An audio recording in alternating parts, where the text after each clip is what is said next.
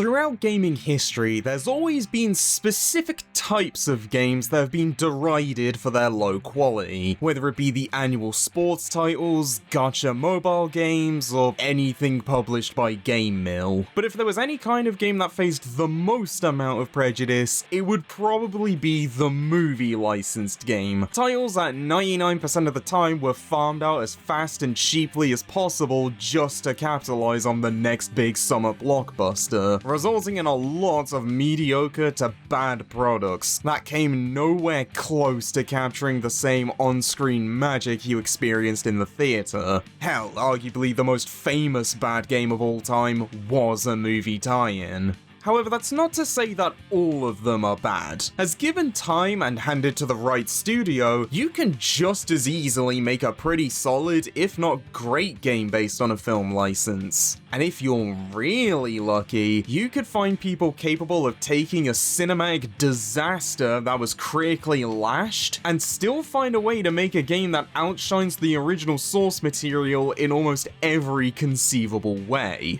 It's rare, but it has happened. So how about you come with me as I showcase the box office bombs that were converted into pretty good, or even outright stellar interactive experiences. These are the great games based on terrible movies.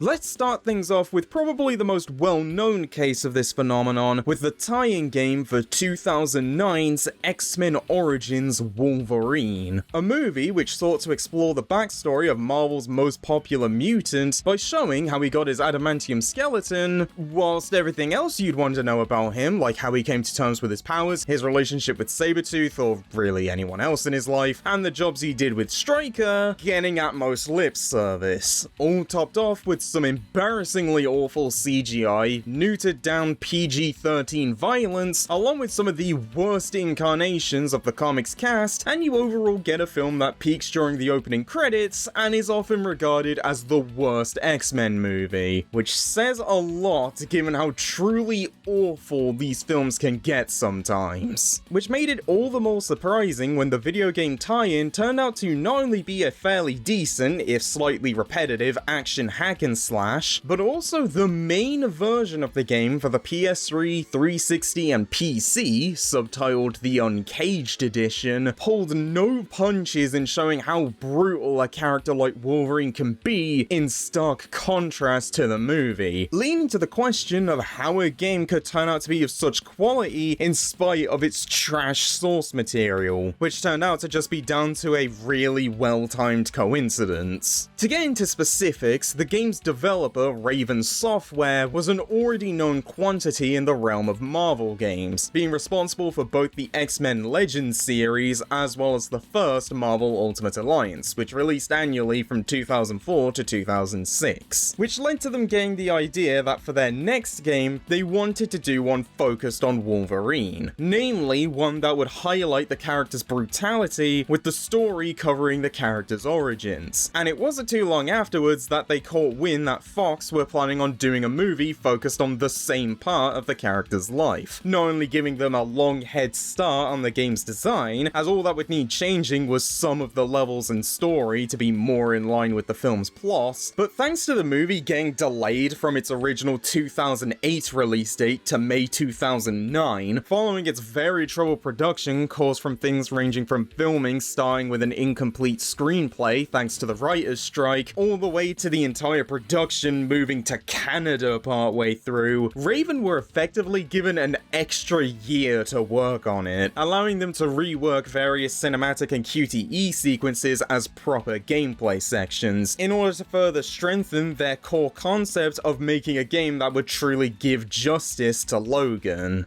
Unfortunately, despite the strong sales and positive reviews, Raven's only reward for upstaging Fox was getting banished to the Call of Duty mines in 2010, where they've remained ever since, with Origins not only getting delisted from digital stores in 2014 due to the licensing deal between Marvel and Activision expiring, but it would also end up being the last Wolverine solo game for 17 years, an extensive gap in releases that will soon be be broken later this year with the, at the time of recording, upcoming Marvel's Wolverine by Insomniac. So here's to hoping it's able to reach the same heights as the Origins game, and not the lows of the Origins movie.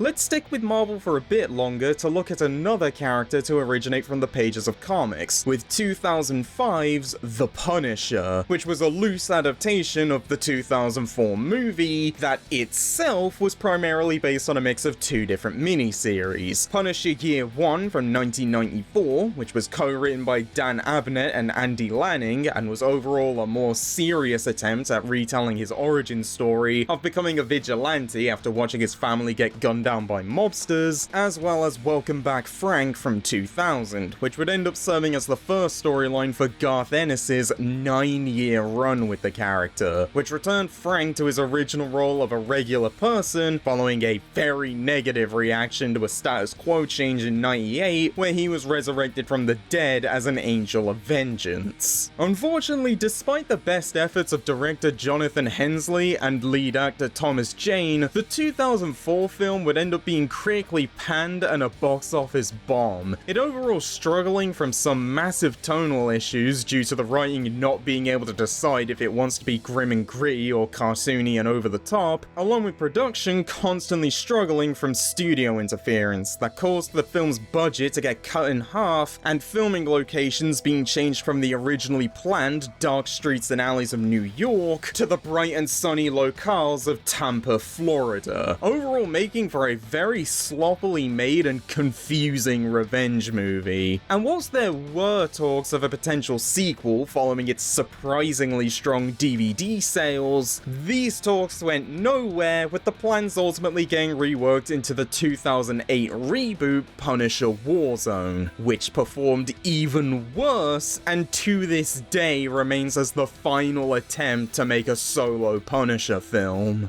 Returning to the discussion of the game, the title was published by THQ and developed by Volition, the same studio responsible for both the Red Faction and Saints Row series, with it avoiding the tonal confusion of the movie by telling an original story only loosely inspired by it, with some plot beats also being taken from both Welcome Back Frank and the comics Marvel Knights run, both of which were primarily written by the previously mentioned Garth Ennis, who also served as a co-writer for the game, with Thomas Jane even coming back to reprise his performance as Frank. On the gameplay front, for the most part, it's pretty much a Max Payne clone, with the main selling point being the interrogation sequences in which Frank has to pummel thugs through various methods to get the info he wants, whilst making sure not to accidentally kill them before they can squeal. These not only working as a showcase of how brutal the Punisher can be, especially in comparison to other Marvel protagonists, but the potential executions you could pull off proved to be so brutal. Not only did they need to be censored with a heavy black and white filter, along with moving the camera to obscure some of the more gory kills in order to avoid the game getting a restricted adults only rating from the ESRB, but it also caused the game to be put on Germany's list of media harmful to young persons and had to be censored even further for release in the UK and Australia, though fan-made patches do exist for the PC release that undo the censorship. Whilst it certainly wasn't going to win any awards, Volition's efforts were still recognized as a solid and incredibly violent Max Payne clone, it often being considered the best game based on the character, its only real competition for that title being the 93 arcade beat-em-up by Capcom, and overall was a very faithful attempt to showcase one of Marvel's most popular anti-heroes and what it is that people like about him. Something that seems to have gone lost in the translation during the making of the film, the moment they decided that bright colors and sunshine was an adequate backdrop for a story about the Punisher.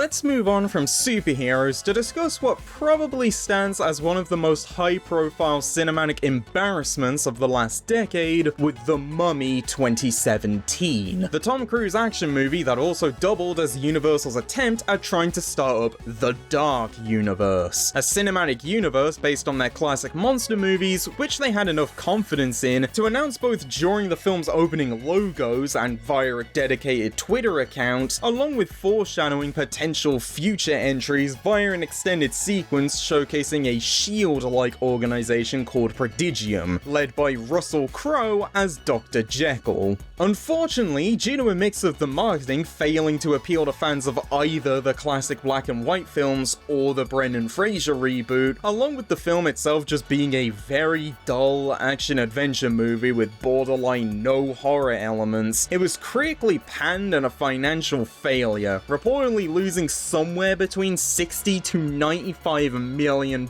when you factor in the marketing costs, resulting in the Dark Universe getting entombed with just its first entry. The only things done with the monsters since being some lower budget standalone films which released throughout the 2020s, along with the Dark Universe name getting repurposed for the Universal Studios theme parks in Orlando. Meanwhile, the only remaining legacy of the 2017 film are its position as being one of the worst Tom Cruise movies, one of the worst films Alex Kurtzman has worked on, which if you know anything about his filmography says so much, and the famous gaffe where IMAX uploaded a version of the trailer to YouTube which featured the wrong audio track. So whilst not the biggest failure of the decade, there is legitimate grounds to call it the most embarrassing. Given the colossal failure at hand, the fact that a video game for it even happened was already such a bizarre thing to see. The game in question being The Mummy Demastered, a Metroidvania with a pixel art style developed by WayForward, which sees you take control of Prodigium soldiers as they set out to stop the film's main antagonist, Princess Amunet, with the main gimmick to set it apart from other games of its genre being that whenever you die, you switch to playing as another soldier, and in order to recover any items you were carrying, you have to kill the zombie remnant of the soldier you were previously controlling.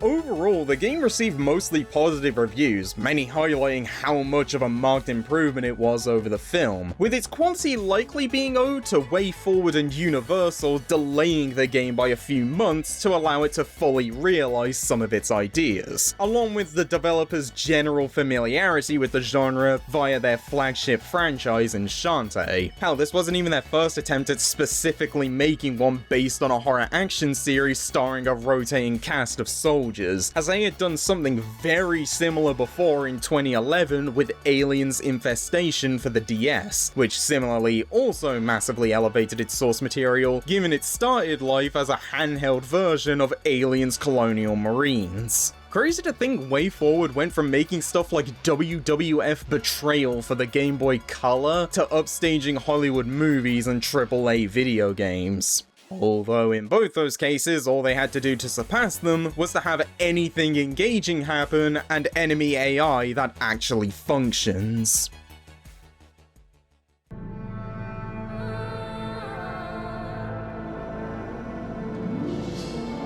So far, the games we've covered were all good, but nothing that lit the world on fire. So how about we end off with a title that stands as one of the most critically acclaimed games for the platform it released on, despite being based on a film franchise that's considered to be mediocre to outright bad by most outlets, with 2004's The Chronicles of Riddick: Escape from Butcher Bay. To give some context on the franchise, The Chronicles of Riddick is a lineup of sci-fi movies set in the 28th century which focus around its titular anti-hero and intergalactic criminal Richard B. Riddick, as portrayed by Vin Diesel, each one seeing him have to begrudgingly work with the people that are trying to arrest him in order to deal with some kind of greater threat, which in the case of the first movie, 2000's Pitch Black, was a bunch of hostile life forms from a desert planet his prison transfer ship crash landed on. Overall, the series is considered to be one of the film franchises of all time. Them generally getting very okay reviews, make a decent amount of money at the box office, and are pretty much exactly what you'd expect from sci-fi action movies starring Vin Diesel. The only real exception being the second film, 2004's The Chronicles of Riddick, which saw a much more negative reaction, mainly due to its attempts at increasing the scope from the first, just making it more confused over what it wanted to be. And despite being the highest grossing out of the series, it's the only one that's considered a box office failure, though it may have gone saved via DVD sales, with the unrated director's cut apparently managing to shift 1.5 million copies on just the first day.